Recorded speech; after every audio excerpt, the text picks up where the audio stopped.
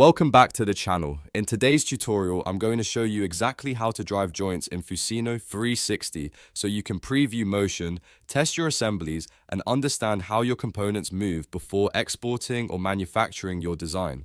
Driving a joint is extremely useful when you are working with mechanical assemblies like hinges, sliders, linkages, or rotating parts. Instead of manually dragging components and guessing the motion, Fusion 360 lets you simulate the movement directly from the joint settings. Before we begin, make sure your assembly already has joints applied between the components. If this video helps you out, don't forget to like the video and subscribe to the channel for more Fusion 360 tutorials just like this. Alright, let's start step by step. First, look to the left side of your screen and locate the browser panel. Inside the browser, scroll until you find the folder labeled Joints. Click the small arrow to expand this folder so you can see all the joints that exist in your assembly.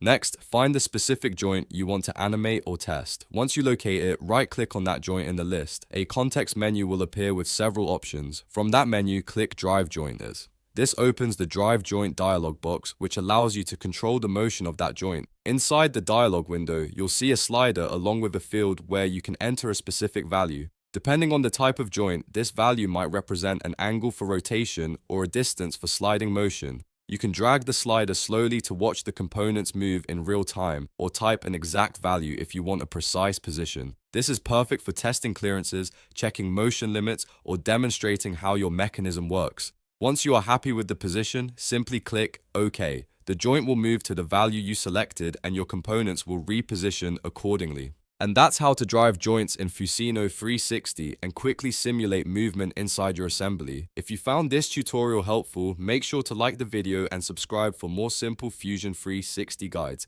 Thanks for watching and I'll see you in the next tutorial.